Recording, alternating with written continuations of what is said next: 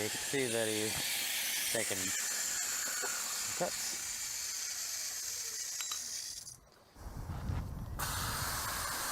So this is the exciting part, because I don't know what the stone looks like Until you get those off. until I get these off.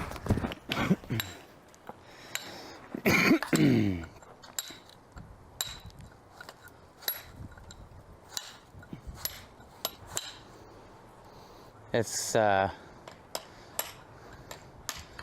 such a cool style of art. Mind blowing.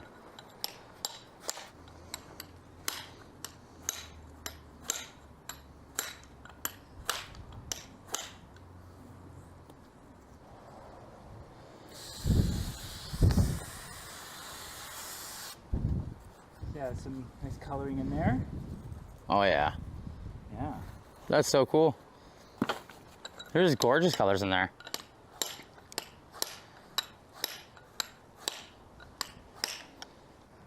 Have you ever had a piece at the window? So what he's doing right now, so he's carving out the bowl for one of these. He's making a bird bath.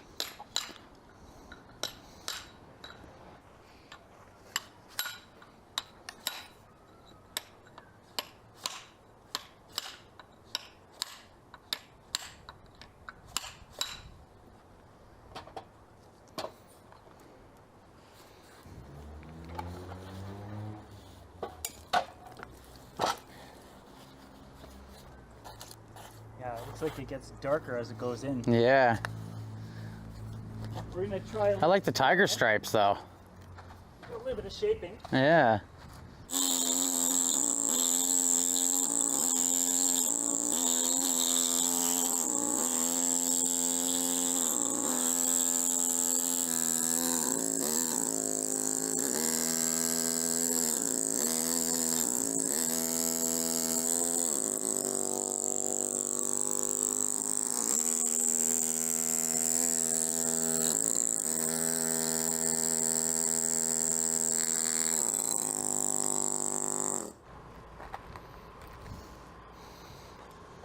Yeah, just try the different tools.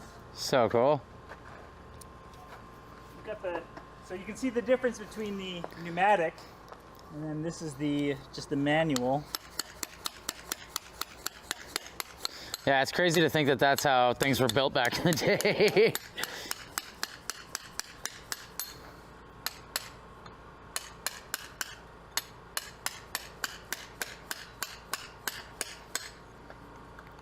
Well, I like the pneumatic.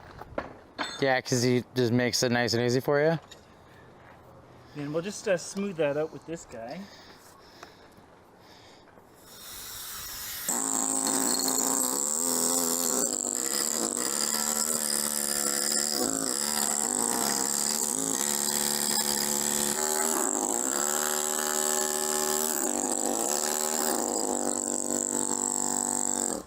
That stuff's a little harder.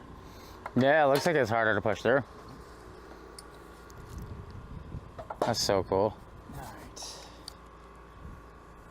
Alright. Let's just get a look at that coloring there.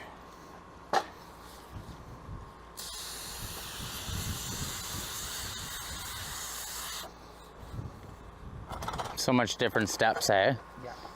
Yeah. Yeah, so from here, so rough cut, fret cut it out, and then I'll come in with the points and get rid of the high spots, and then we'll come in with the rake or the fork chisel, and then get our shape, and then we'll come in and clean out with the straight chisel. So cool. Yeah. So cool to see the process slowly happening. Yeah, so that's doing it kind of the old-fashioned way, except for the fret cuts. Then we also have the diamonds are the sculptor's best friend situation. Yep. This guy. So it's just a little loud and dusty, but That's all good. I'll move my mic back a little bit.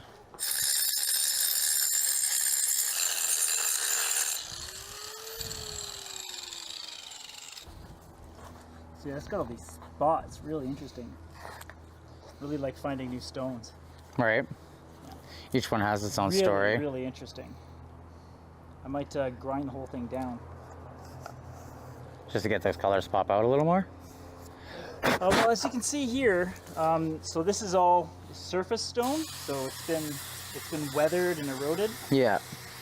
And so, as you can see, once you bite in and get rid of that, basically that layer of an onion, you can get to see the full richness of the stone. Yeah, fair enough. What's inside, yeah.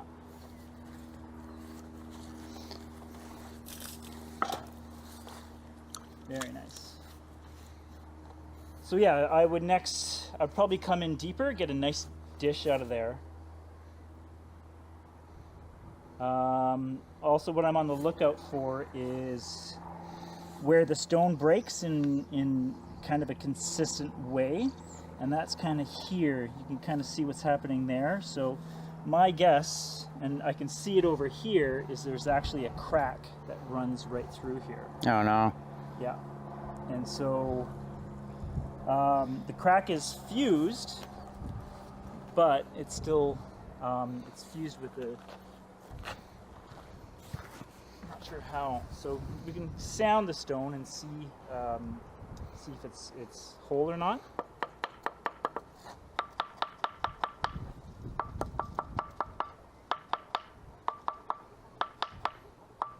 You can hear that high. You hear the two different tones. Right? Yeah. So yeah, there's definitely a crack running through there. So I would actually stop here and pop that crack off. So we do that kind of by following it. Okay, we're just gonna go for it.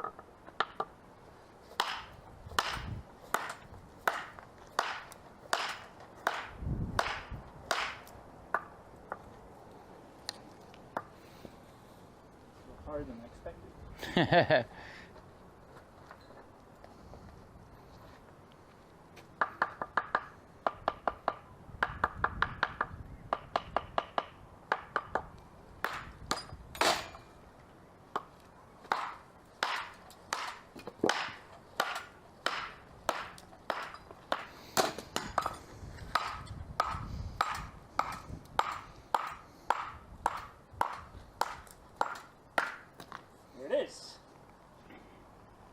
And then you'll just adjust the depth. Yep. I wanted a bigger bowl, but it wouldn't let me. Right? And that's what you were saying earlier. Yeah, and that's fine the way it is. You can just dish out here. Yeah. One of those. Makes it lighter as well too, because I couldn't lift it onto here. I had to roll it up on boards. Yeah, that's a huge piece of stone.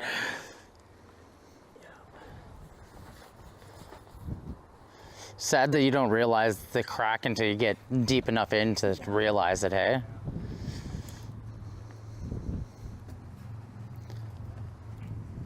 Makes you really wonder how many pieces of stone throughout history would have been perfect looking at them to build something, and then you get in there and that's mind-blowing to me. So there are ways to deal with the crack. You can like kind of insert a penetrating resin or crazy glue. Okay. But that that just kind of seals the top little couple millimeters. That crack will always be there. Yeah. And yeah, look, there's even dirt here. So that was, you can see this dirt. That's definitely dirt. So yeah, that crack would have broke eventually. Compromised the piece, Yeah. Downfall to having to deal with the product that is unknowing. Like there's an unknown factor to it. Oh, that's so cool to see. So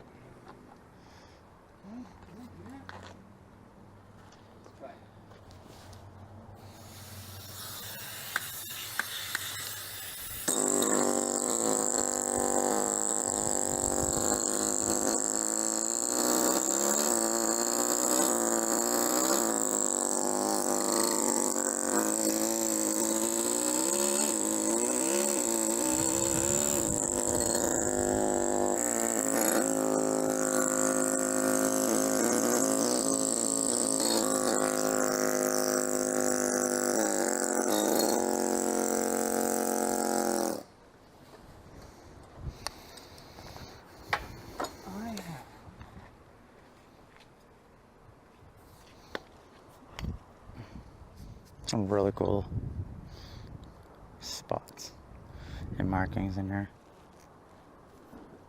for any stone geeks.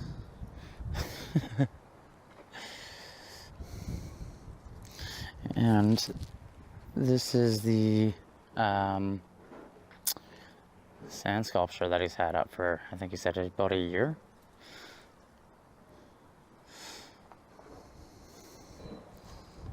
It's crazy to think.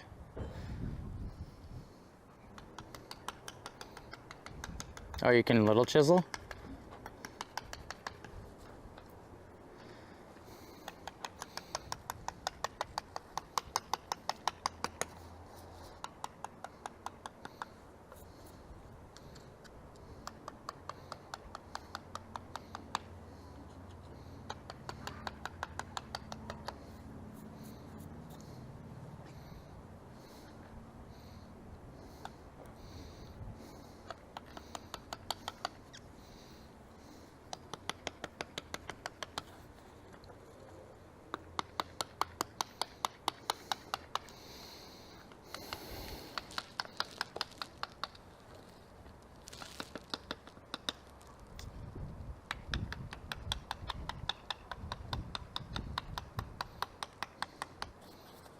It's not my best chisel, it's just an old Canadian Tire Special. It does the job. That's awesome.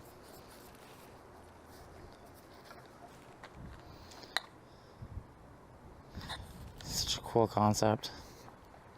What's that? Such a cool concept seeing it get done.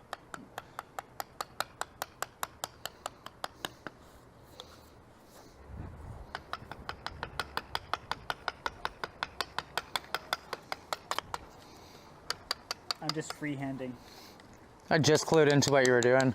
Oh yeah? When you looked over your shoulder, I was like, oh, now I see what he's doing. So yeah, you can see with the marble, you can just use a chisel.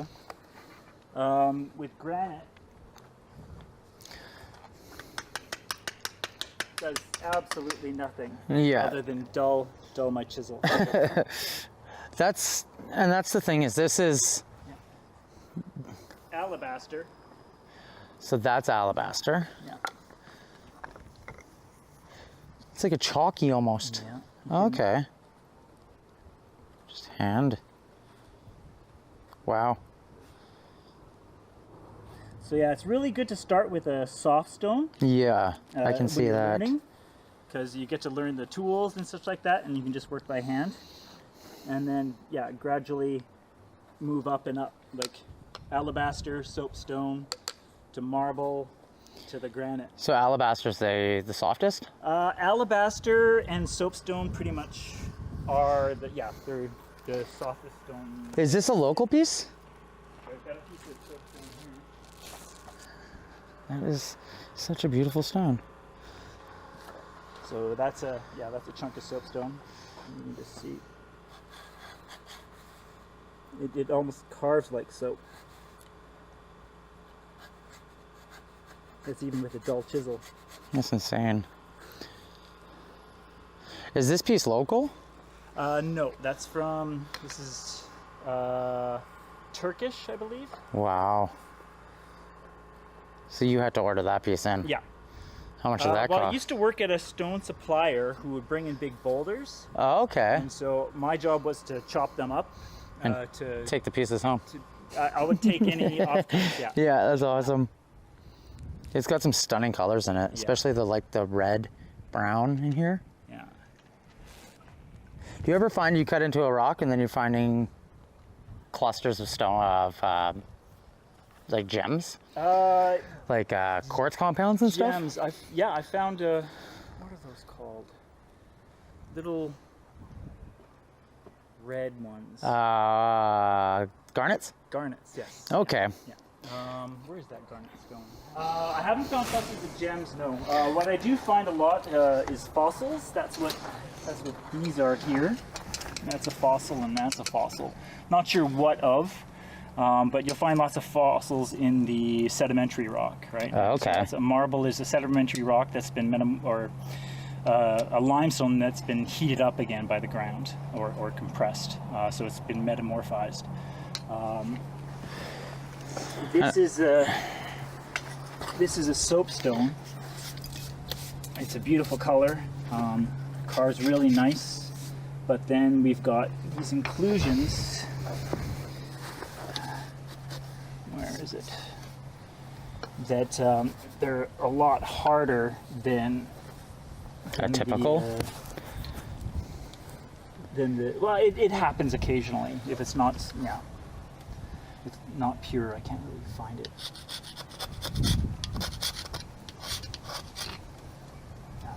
There's inclusions where it's a harder material inside the stone. It happens quite often. That's an example of it where the surface is eroded except for the harder stone that's there. Oh, okay. Yeah. This piece right here is stunning too. What is this one? That's marbled as well. Oh wow. Yeah, we can tell because we can scratch it. And not as easy as soapstone. Soapstone. Yeah. I'm saying here, scratch it. So when you're going out, do you take a hand tool with you? Yeah. Okay. Yeah, there's so many stones to try and understand which is which. Yeah. Makes it super difficult. No, that's incredible. Look at the line on this. All right. I don't think I need to polish anything. It's nice to see the color. Yeah, no, that thing's got some really nice colors in there. And it's crazy to think that they were just coming off in huge chunks. Yeah.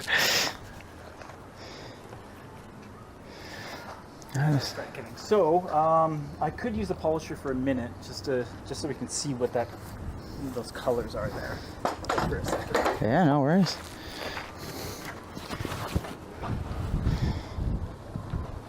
We're at 36 minutes right now, so you're doing pretty good.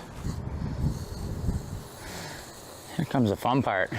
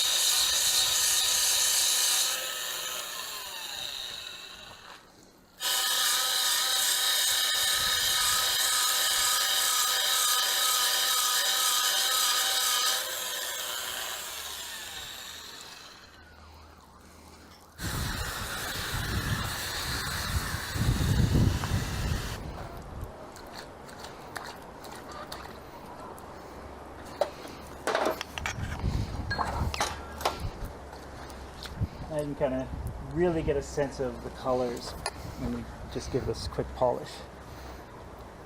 Oh yeah. They definitely pop a lot more. Yeah. Reminds me of, what is it? Tiger ice cream? Can't remember what it was called. It's got that orange, black, and brown. Yeah, that brown is really interesting. Yeah, like it's like an orangey tan. I think it used to be white and got stained or dyed or fun. So cool. Now we're going to do your letters here. So much that goes into just taking a stone and turning it into something beautiful. Yes.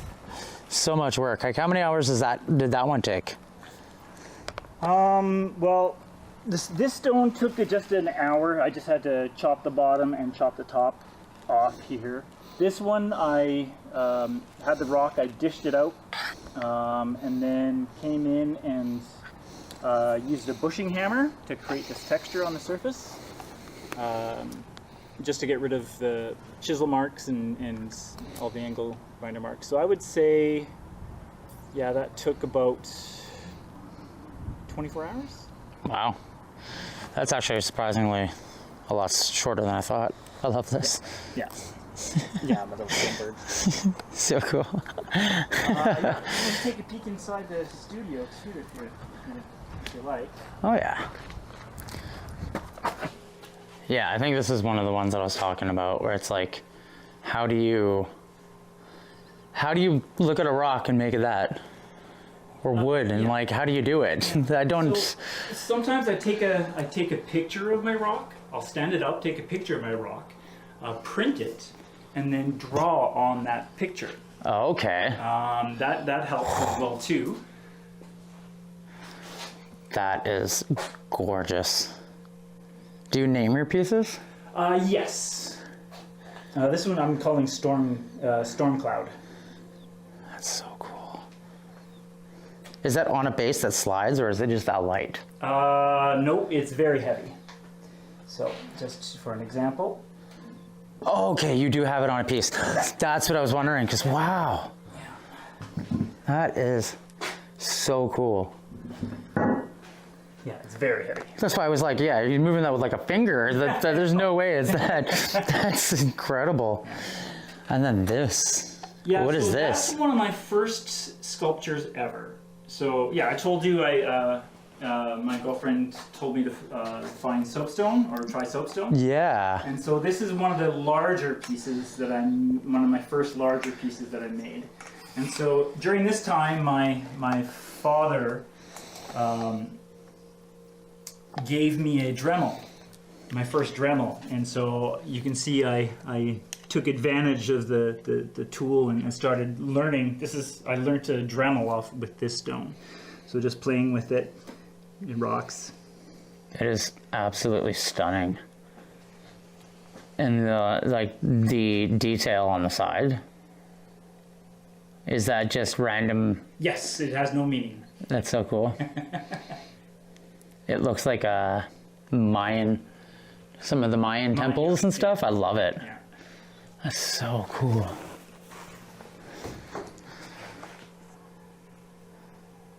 It's so intricate. And that was one of your first pieces. That's insane. Yeah, you can see I just really enjoyed it, and I felt I had an eye and a knack for it. You I definitely really enjoyed playing with shapes, and yeah, it was kind of neat. You definitely have the natural skill with stone, because not everyone can. I mean, everyone could learn how to do it, but not everyone's going to pick up a stone and make something that beautiful. Yeah. And that's what's kind of like insane to me. And even the wood. Yeah, and that's a random piece of wood I found. It had a couple checks in it. You can see I experimented with filling the cracks with a lighter color, which it's a thing. It is what it is. It's so cool. Is the gargoyle up there too? Yeah. That's so cool. Yeah, it's styrofoam. Okay. It's crazy how much one skill can transcend to so many different styles. Because I love that so much.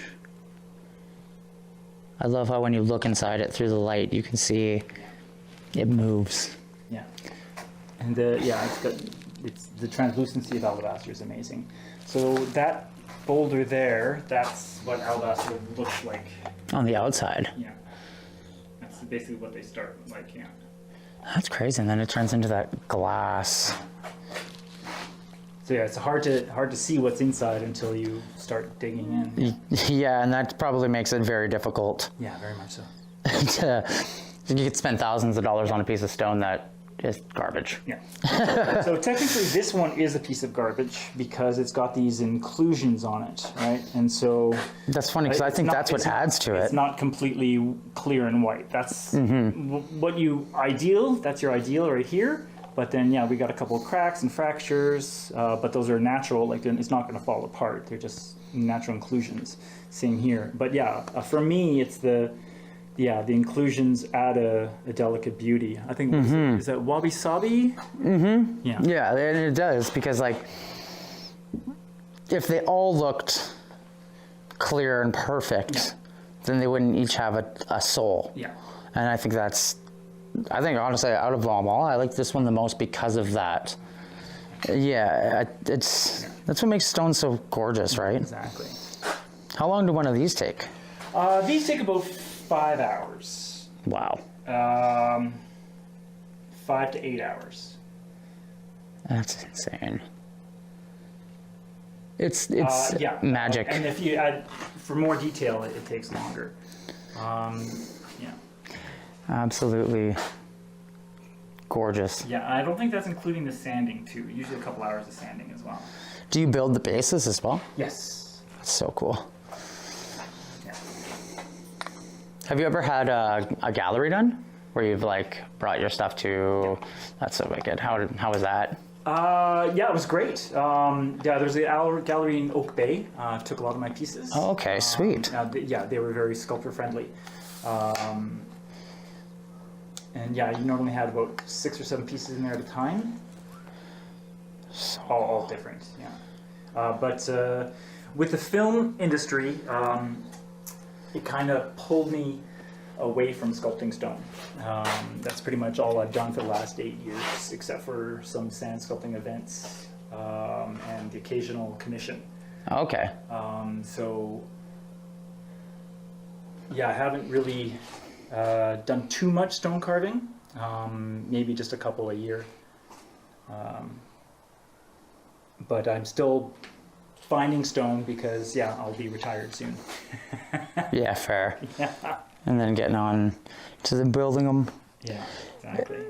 And so It's so cool to see all the different types of stone too. you kind of see outside, it's kind of loud. So I've got a little carving studio in here as well too. Oh, cool. That's awesome. This is where I do. This is where I do most of the work in here. So because it's not aggravating the neighbors, and I've got a dust collecting unit which sucks all the dust out as we go. Oh wow. You can see it makes a lot of Dust still, yeah. dust. Yeah, it's so funny. Yeah, so it's good to run if you can run it wet, and that way the dust won't fill the air. It'll just come down and turn into mud. Yeah, and the mud itself is a whole other thing. A whole other battle. When I did quartz and granite countertops as a job for a bit. Yes. And you start to understand stone a little bit, but not to the level of this. But yeah, it's definitely, that mud is a pain in the ass. Yeah. That piece should be, like, I feel like that was uncovered and unburied from like the Mayan times. It feels like it, doesn't It does. Like, looking at it, it feels like it should be in a museum. And it's got such cool colors in there. Yeah. Like blue tinges, and Yeah. it's mind-blowing. That is, for a first piece, that's nuts. And then they just... So what do you plan on doing? What's one idea that you'd love to do that you haven't yet? If you were to choose like a different medium that you haven't had a chance to use. A different medium? Yeah. I'm really enjoying the welding that I'm seeing. Ooh. Yeah, welding would be fun. I have taken a couple welding workshops. I've made about 5 or 6 pieces out of metal. Okay. I can't keep them. No complaints about that. Yeah. Yeah. I just never really ventured far from stone. Medium that I would work in. It's a good question. As far as sculpture related, yeah, I'd go metal for sure.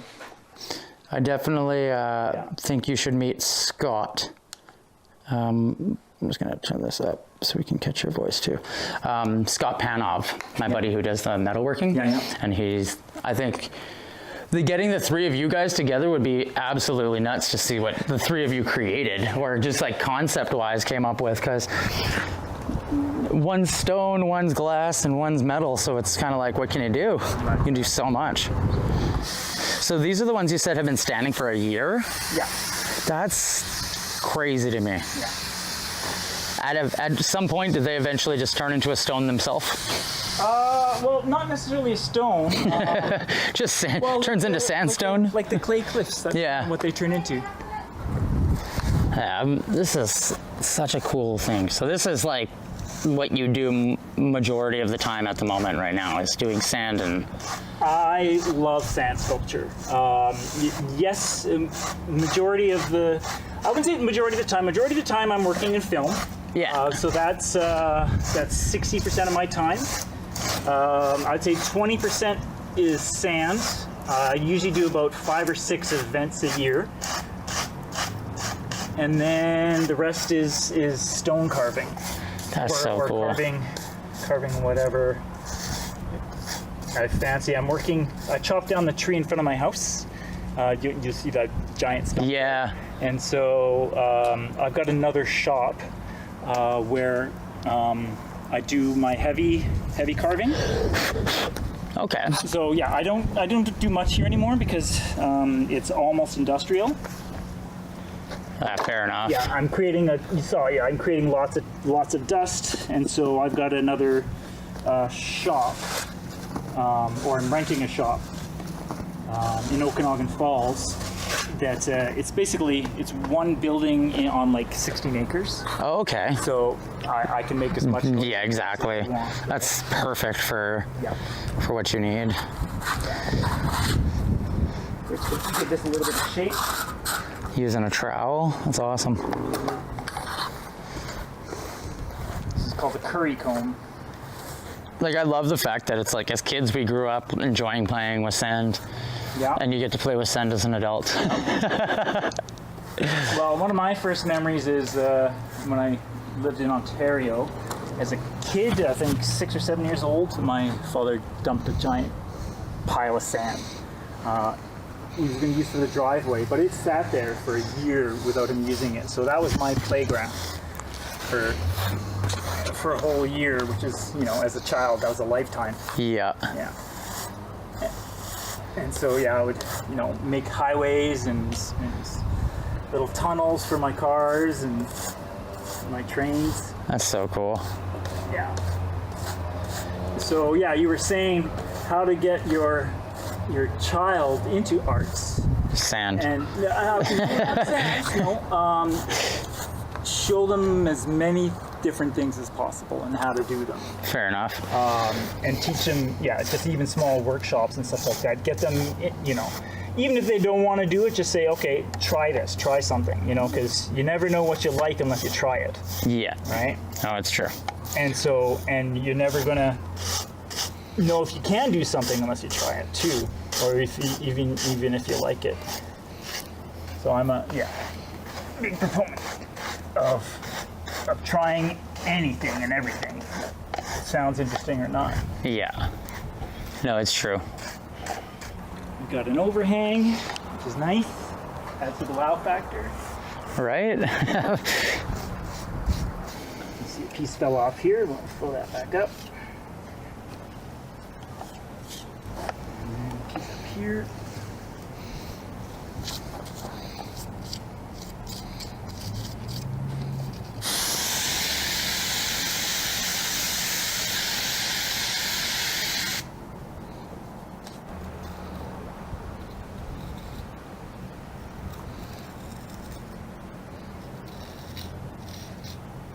Got the most important tool.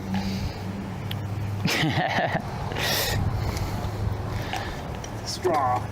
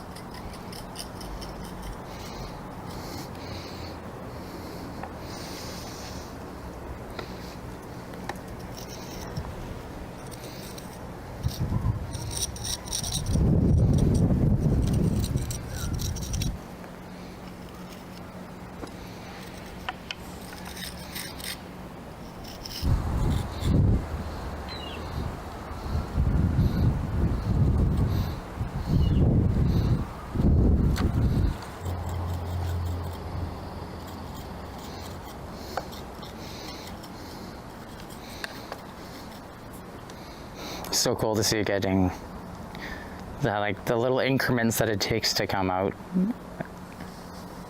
The G.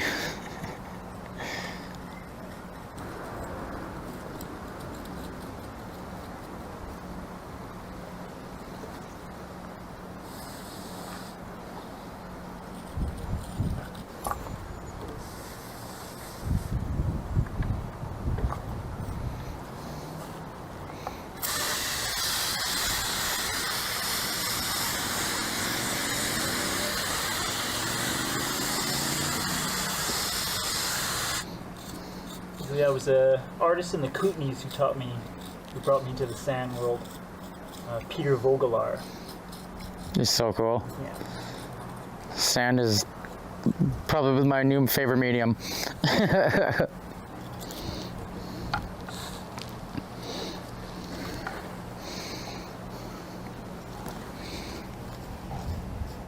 feel like the A would be the hardest one of them all. Plus ours has that really thin. I never thought about that. A's and E's. Yeah, I gotta come up with an easier logo. But what's nice about this is I think we can cheat it a little. It looks so cool as is. It's nice.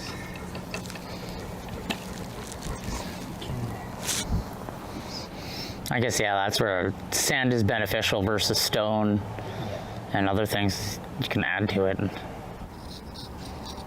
When you're doing competitions, do you guys have times? Like a time limit? Yes. That's crazy. That's crazy. Yeah, that's the problem with the competitions, and that's why I like events much better. There's Yeah. still a time limit, but you're not rushed. Not rushed, not panicked. August 10th to the 24th, I'll be in Vancouver for the P&E. We're doing a sand sculpting event there. Oh, nice. We haven't done that in a few years, which is we're bringing it back, which is great. That's awesome. Yeah. Okay, what did I forget? I don't think you forgot anything. Oh yeah, I did. What'd you forget? We've got Oh, the little feathers. Playing in the sun?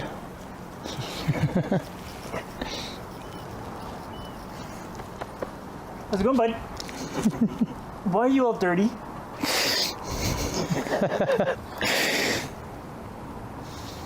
That looks so cool.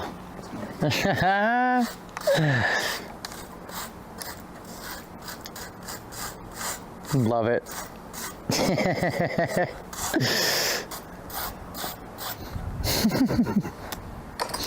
So cool. That's awesome. Okay. Perfect. That's wicked. Yeah, I did it sideways because it wasn't enough. Oh no, I love it. Great. Great. That is awesome. That's wicked. I want to thank you for doing this. This has been absolutely fun. Great. Make sure you guys check out his stuff. Look at amazingness. Yeah. Look at how amazing talent. And we'll catch you guys next time.